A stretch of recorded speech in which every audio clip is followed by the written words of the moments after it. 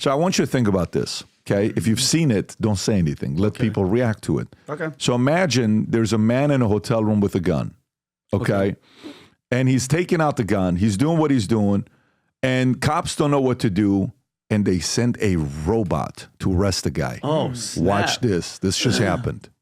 Closer look at a dramatic East Lubbock standoff where multiple shots were fired and one person was injured. 39-year-old Felix De La Rosa was wanted for a parole violation. That's why officers tracked him to the hotel. But when he fired shots, they called in the Lubbock County SWAT team. At one point, we saw and heard him fire at a bomb squad robot. Take a listen.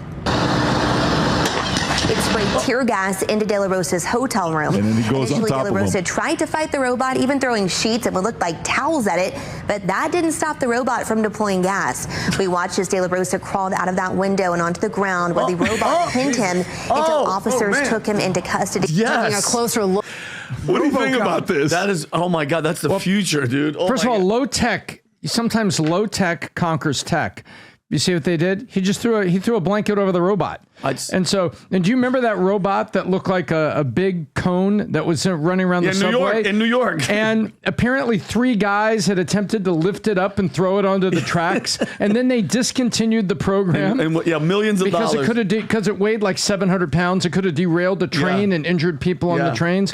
So sometimes low tech, that was that. That thing was heading for the tracks, baby. By the way, it's only a matter of time till that guy that was arrested. This is a low tech solution. He just threw a blanket over it and you run away from the robot. Give it a day or two. That guy's going to say that the robot was racist and he was just targeting him because he was a minority. That's going to happen. That he was, the robot's a minority. He was assaulted. Yeah. But that's I mean, wild. If that was a human being, if that was a regular cop, he might have been shot. So I think that's good. I mean, it's just telling you what direction we could be going to. Oh, that's it. That possibly saved the cop's life. Big time. Oh, yeah. So that's the way it could be sold. Yeah. But at the same time, if these robots, this is not a, like, iOS right now is on what, 16 or 17? I did 17. It just the new update just came out. Is it iOS 17? I got a question. Cops have been shooting 3 canisters of tear gas into houses since the 50s. And generally speaking, people come running out with their arms up and they lay down in the grass. It's rare that they don't. Or they stay inside and the canisters light the house on fire accidentally. So I don't know why we need robots to do this when we've had SWAT teams and things and the ram arms that go right through the front door. Now we need multi-million-dollar robots to do this. When it used to be, hit it with the tear gas and let's wait, I don't know. What are you saying? You saying we don't need robots? I'm saying I think that sometimes you try to use technology where traditional tech and techniques have worked just fine.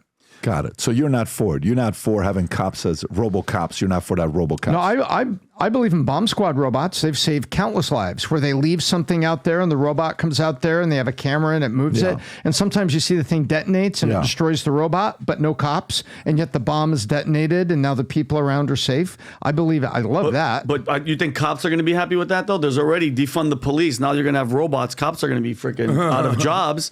I mean, if you think about it. I was just going to go there with that, Vinny. So, we think of automation and AI taking jobs.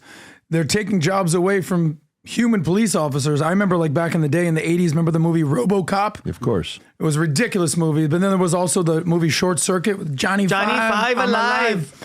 And you would think, all right, what's going on here with these robots? But this is the reality, is that why do you need to send 7 SWAT guys into a hotel room against Miguelito out there that's basically trying to hold up in this room out here? Send in this robot. This guy tried to fist fight a robot. The robot just ran over this dude. Forget about it. Yeah. There's no lawsuits. Sorry about that. The robot got you. You're done. You try to throw a blanket over the guy. I mean, I was joking. I would say I think it's saving police officers' lives, because why do you need to go there into a hotel room? Saving their lives, but taking their jobs at the same point. But then the whole, okay, the robot shot me. Was he supposed to shoot? Was he not supposed to? I mean, this opens up a whole. Automation has been doing this. Automation's been doing this. We come from LA, where I once got a red light ticket from a camera. It got mailed to my house 3 weeks later, right? And so it says, hey, you ran a red light, apparently, within 1 second or whatever. And so we've got automation that's been in law enforcement for a while. I love it if it saves lives. I don't think it's taking jobs. I think it's saving lives. But I think this is overplayed. Okay, so this one upset Tom. I mean, listen, Tom, apology on behalf of the executive production team for the PBD podcast. All right, let's talk about a couple things with a recent fiction book that I just wrapped up. 13 and a half years I've been working on this book that was just released. The Academy. The other day I'm at Dylan's soccer practice. Guy pulls up. He's like, I'm on chapter 5.